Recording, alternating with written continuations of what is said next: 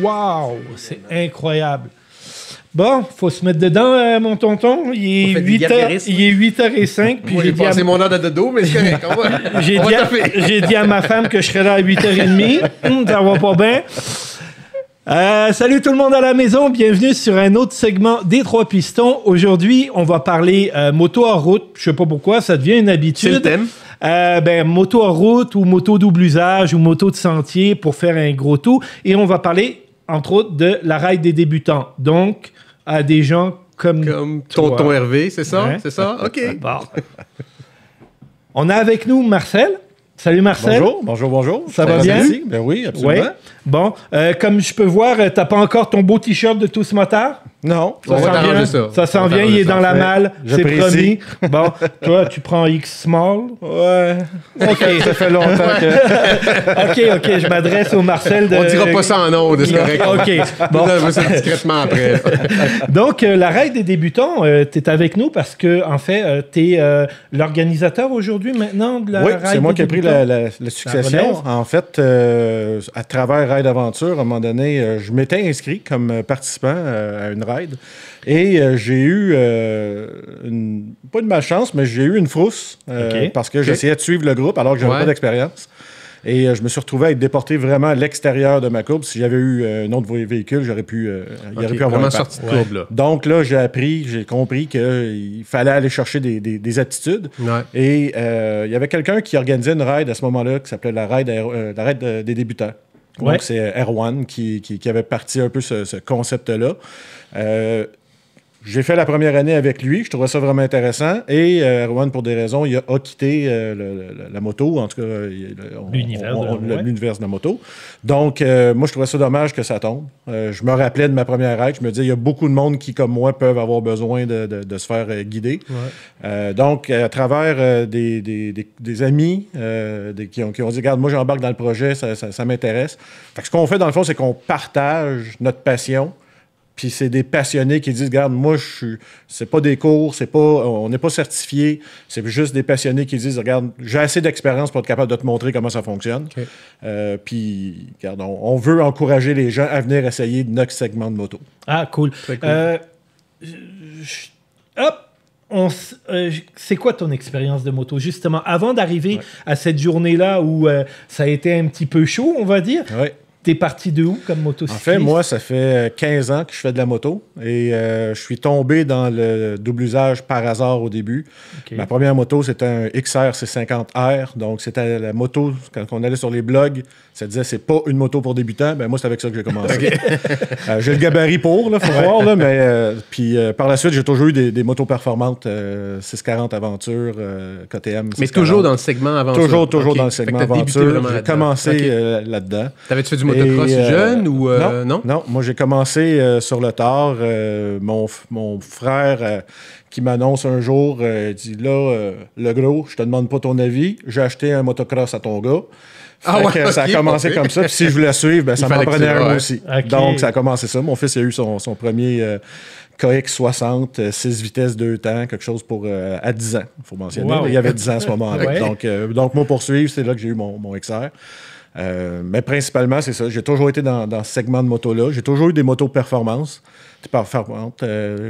KTM, pour ne pas le nommer. Toutes les Honda, ça a toutes été des KTM, une d'après l'autre. Okay. Ma préférée, ça a toujours été celle que je roulais au moment que je l'avais. Mais oui, il y en a toujours eu une évolution. C'est ça, exactement, c'est ça. Et tu roules quoi en ce moment? 1190R. 1190R, c'est quand même la grosse machine. C'est la machine pour être capable de faire de la route, pour être capable de faire des voyages. J'ai fait avec ma conjointe toute la Colombie-Britannique, j'ai fait la Californie. Nice. Donc, c'est en doublé sur la moto voyage. Ou chacun avec votre moto? Les deux. Okay. On roule tout up, comme on dit, à deux sur la moto. Et on a aussi, elle avait une FC50 GS. Okay.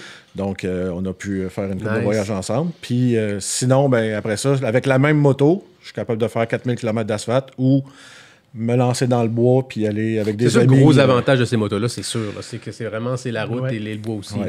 Puis pour quelqu'un, disons, qui est plus habitué à faire de la route, C'est insoupçonné ce que vous allez découvrir si vous tournez à gauche dans Gravel, puis que vous allez voir en arrière des arbres, puis sur le bord des lacs. C'est ce qu'on me dit, en tout cas. Ouais. Et justement, alors on parle de la ride des débutants. Y a-tu quelque chose que tu aimerais savoir au sujet de la ride des débutants? Première question, c'est est-ce que la ride des débutants, bon, j'imagine que c'est des gens qui n'en ont pas nécessairement jamais fait. Est-ce que vous faites des cliniques, genre, pour les introduire? Est-ce qu'il y a une petite en fait, c'est assez introduction? Oui, c'est assez large parce que si je prends un exemple, l'exemple que je vais me donner, il y a une personne à un moment donné qui est arrivée, qui venait de s'acheter un KLR. Quand il est arrivé à la ride des débutants, il avait 60 km d'expérience sur une moto. OK, de toute sa vie. Okay. C'est avec ça qu'il a commencé.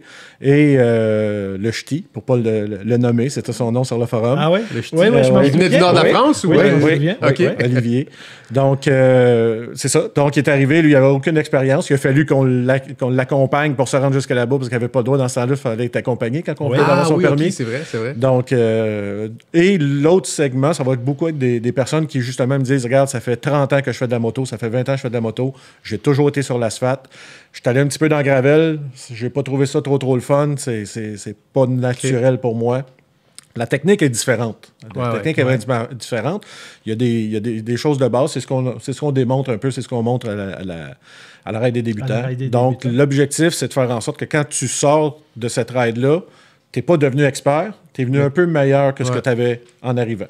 Et tu comprends un petit peu plus le concept de rouler hors route. Exactement. La dynamique que ça prend sur la moto.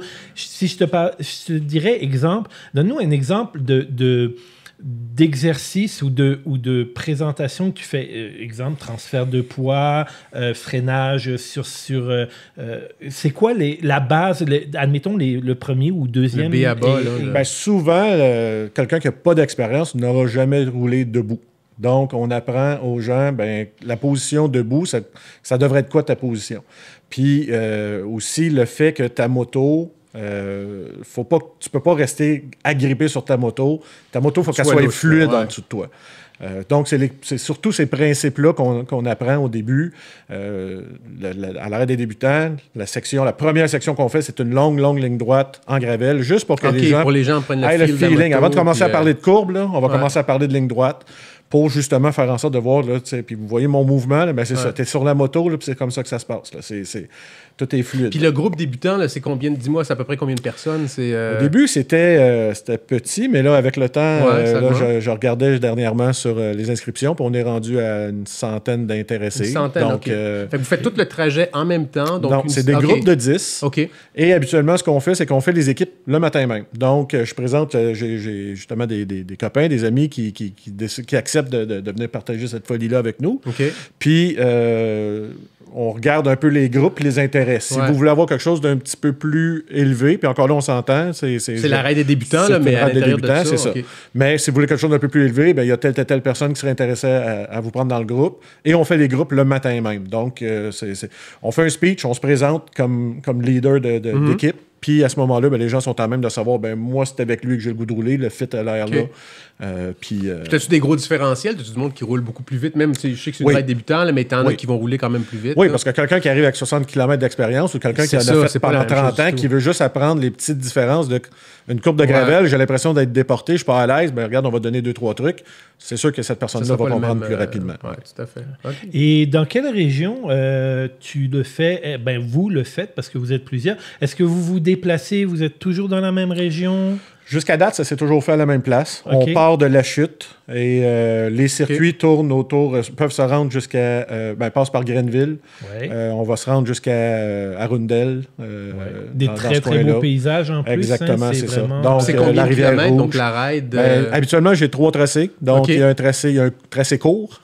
Il y a plusieurs personnes après le tracé court. Eux autres, il y en a eu assez. Ça va faire. Regarde, j'en veux pas plus. Puis le tracé court, c'est combien de kilomètres? Ça prend combien de temps à peu près? Le temps, c'est relatif. Parce que ça dépend. Ça dépend le groupe. Mais si on veut, le tracé court, ça va être un tracé d'environ 125 km de gravel.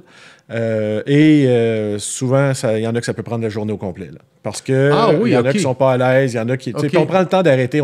C'est pas une ride pour rider. Okay? Non, c'est pas une ride pour rouler. C'est ça qui est important. Exactement. Surtout si tu es introduit, c'est déjà quand même un univers qui est impressionnant. Tu as la moto, tu as l'équipement, tu es en sentier, tu as ce mouvement sur la moto. Fait que, il y a des pits de sable. Donc, s'il y en a qui sont intéressés à aller essayer... essayer d'échapper la moto sans la briser. Ouais. C'est quelque chose qu'il faut apprendre à faire aussi. Le risque est plus élevé, on se le dit. Là. C'est sûr qu'avec ce type de moto-là, sur ce type de terrain-là, ben, le risque est plus élevé. Mais c'est ça, on essaie de faire quelque chose de sécuritaire. C'est une expérience, c'est ça. On va, quand on s'inscrit à la ride des débutants, c'est pour aller chercher une expérience et une compétence supplémentaire, en tout cas un début de compétence supplémentaire. Tu disais juste la ride courte, c'est 120 km. Oui. Juste pour voir les autres en termes de grandeur. La ride longue, à ce moment-là, on va peut-être doubler le circuit. Donc, on va doubler le circuit. Puis, il y a ce qu'on appelait le tracé plus, qui va passer par des chemins un peu plus difficiles, un peu plus boueux, avec plus de défis, un peu plus de technique. Pour ceux, justement, qui, comme j'ai dit, moi, l'objectif, c'est de passer de là à juste la petite un peu mieux. Ouais. Okay. La chose qui est la question qu'on se fait toujours poser, même si sur les forums, on en entend parler, mais souvent, la ride des débutants, c'est que des gens qui viennent d'acheter des motos. Et ils me demandent, c'est quoi le meilleur conseil que tu pourrais me donner comme débutant? Vends les pneus avec lesquels ta moto est venue. Okay? Mets ça dans le garage, achète-toi des pneus qui ont de l'allure. Vraiment parce que les pneus stock, d'habitude, ça fait pas c'est pas fait pour ça. Et souvent, ce qui arrive aussi, c'est que l'exemple que je donne tout le temps, c'est pas quand tu es rendu bon à faire du vélo que tu vas t'ajouter des petits trous pour apprendre à faire du vélo. Donc, si tu veux mettre les chances de ton côté, mets-toi des pneus qui font la différence. Puis ça va être beaucoup plus agréable. Parce que souvent, ceux qui trouvent ça difficile, ben souvent, en partant, ne sont pas bien chaussés. À quelle date ça va avoir lieu cette année? Cette année, c'est le 14 mai. Donc, c'est la semaine avant la classique. On s'arrange tout le temps pour faire ça un peu avant la classique, justement en préambule à la classique. Donc, les personnes qui se sont inscrites à la classique qui vont pouvoir venir faire une petite mise à niveau, si on veut. Oui. On essaie autant que possible de réserver ça à ceux qui ont entre 0 et 4 ans d'expérience. Donc, comme je dis souvent, tu ne peux pas être trop débutant pour faire la ride des débutants. C'est une ride qui est faite en fonction du calibre puis des compétences des gens. Et, c'est cool. Fait que, et dernière chose, la réponse s'impose de soi. Mais il n'y a pas de coût pour participer à ça? Non, c'est fait bénévolement. C'est gratis, c'est fait bénévolement par... Ah, pour vrai? Moi, je pensais que tu faisais une joke. Non. Moi, je le savais que c'était gratis quand même, tu sais. Mais oui, c'est gratuit. Pourquoi s'en passer? C'est ça. C'est vraiment, là, comme je dis souvent, c'est une gang de passionnés qui ont le goût de partager leur passion. Puis on est tout le temps intéressés d'aller chercher des gens. Et tu vois, c'est ça qui est le fun à Tous Motards, c'est qu'on a la chance de rencontrer des gens comme toi, des gens passionnés, des gens qui aiment la moto, des gens qui aiment l'univers, qui ont à cœur la sécurité des autres aussi, et qu'on continue à être des motocyclistes aguerris, puis entre guillemets, je vais le mettre entre guillemets, responsables de notre conduite. Et puis ça, je trouve ça vraiment le fun. J'espère qu'il y a des jeunes qui nous écoutent. Et des moins jeunes. Même si c'est pas notre auditoire privilégié, on va dire les jeunes, mais les peu de jeunes qui nous écoutent, venez voir des vieux, mais qui ont à cœur de vouloir vous transmettre cette passion, ce fun qu'on a hors route, qu'on a sur la route. Moi, j'ai eu du fun incroyable sur la route, mais en route, c'était un autre niveau. Puis, ça va faire grosso modo le tour. T'avais-tu d'autres questions? Ben non, moi je trouve ça super intéressant. Je te remercie, Marcel, de nous en avoir parlé. Ça, tu vois, je trouve ça plus abordable. Tu sais, ça me fait moins peur. Je me dis, Marcel, il va me prendre en main, il va m'aider. Je vais te le prêter, mon bike. Je vais te le prêter, mon bike. Mais si tu le couches, attention à toi. En attendant, je vous en ai parlé. Ça peut se retrouver sur le site de Tous Motards. Pas juste ça, les tasses, il y a tout plein de trucs. Marc, il fait un travail de dingue là-dessus. Il vous met plein de setup là, pour vous montrer là, des petits audios puis tout. Lâchez-vous. On n'en vit pas, mais si ça pourrait nous donner un petit coup de main, c'est tant mieux. Et puis, on a eu la chance d'avoir un passionné. Marcel, je te remercie beaucoup. C'est très apprécié ta visite. Hervé, toujours le même. Un plaisir renouvelé. Toujours aussi beau. Ben là, écoute, on fait ce qu'on peut. On salue notre monde. Salut. On vous dit à la prochaine. Bye bye.